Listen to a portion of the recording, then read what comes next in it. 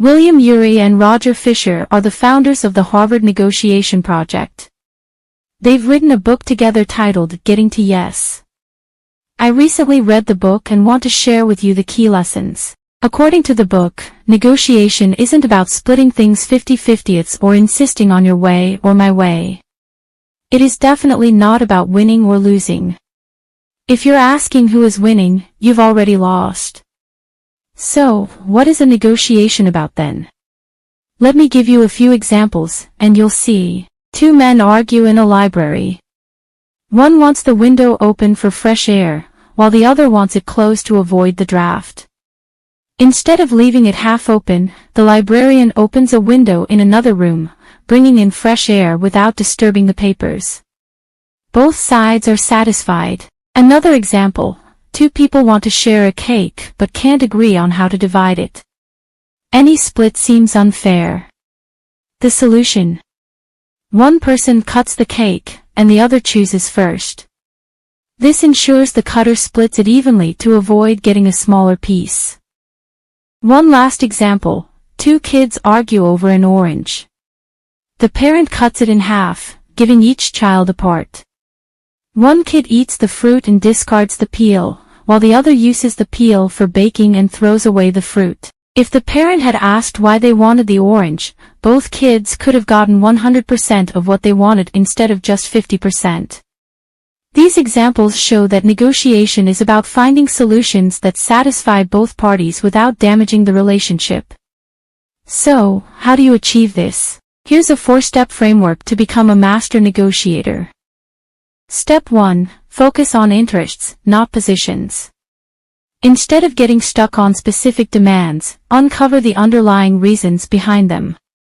Remember the story about the two men arguing over a window in the library.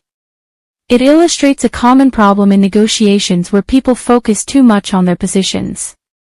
By understanding each other's interests, you can find a solution that meets both needs. Ask why the other party wants something and try to see things from their perspective. Communicate your interests clearly as well. Positions are what people say they want, interests are why they want it. To uncover interests, keep asking why, and why not. Once you understand these interests, you can generate solutions that address them directly. Step number 2. Use fair standards.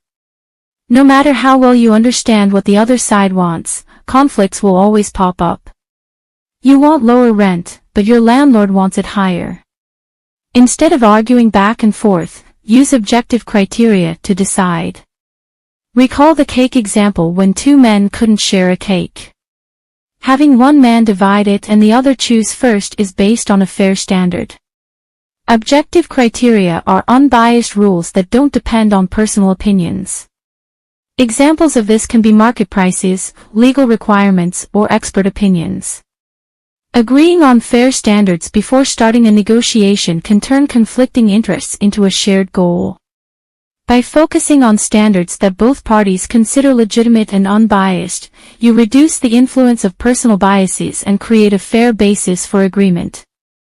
Discuss and agree on what these standards will be before diving into the negotiation, making it easier to resolve differences as they arise. Step number 3. Invent options for mutual gain. Recall the example of the kids fighting over an orange.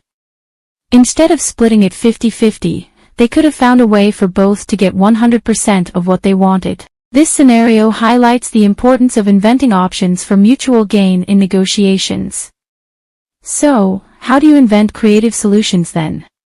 Think creatively to find solutions that benefit both sides. Brainstorm with the other party to generate a list of possible solutions without judgment. Then, refine and improve the most promising ideas. By separating the brainstorming process from decision-making, you open up the potential for more creative outcomes. Encourage an open, collaborative environment where all ideas are welcome. After generating a range of options, evaluate them together to find the most mutually beneficial solutions. Look for ways to expand the pie before dividing it, ensuring that both parties feel satisfied with the outcome. Step number 4. Separate the people from the problem. Before starting a negotiation, visualize a vertical line splitting a person down the middle. On one side is the person, and on the other side is the problem.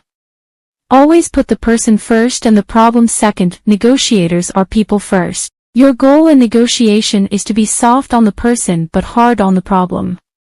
Often we are soft on the person, so we end up being soft on the problem as well, and we don't get what we want. Or we're hard on the problem but also end up being hard on the person, damaging the relationship. Be soft on the person, compliment whenever you can, and appreciate the effort.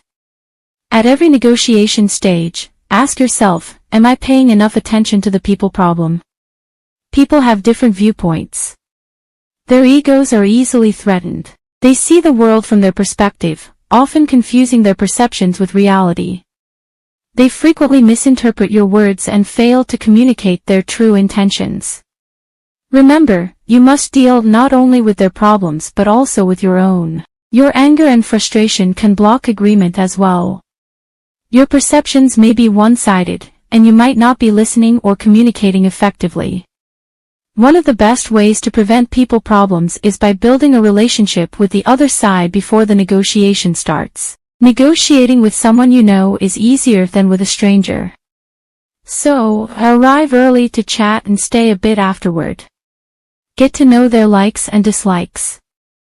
These informal interactions make future negotiations a lot easier. Multiple studies show that simply getting to know the other side increases the success rate by 25 to 30%. Okay, now you might say all these 4 steps sound fair and nice, but what if the other side isn't playing by fair rules? What if they use dirty tactics? What if they are more powerful, or what if they attack me personally? Here's how to deal with each of these situations. Let's start with dirty tactics. People lie and use various pressure tactics. Recognizing these tricks often neutralizes them. Recognize and neutralize tricks by mentioning them directly, but avoid personal attacks. Bring the tactic to light to diminish its effectiveness.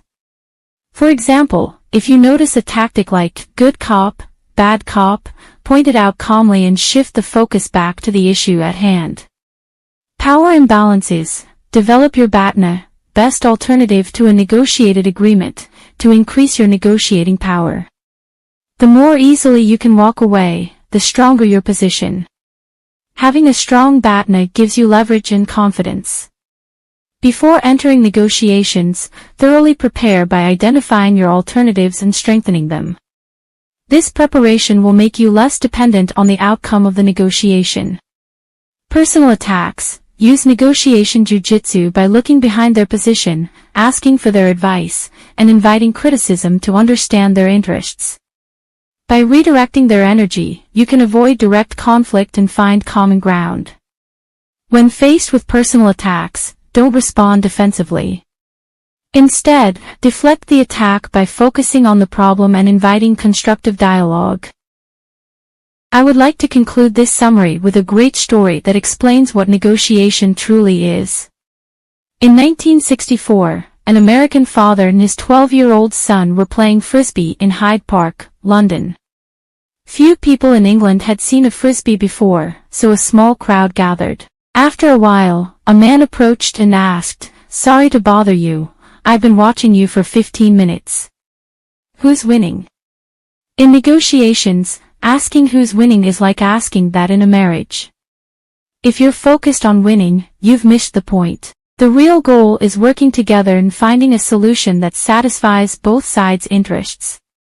I hope this was a useful summary. Thanks for watching.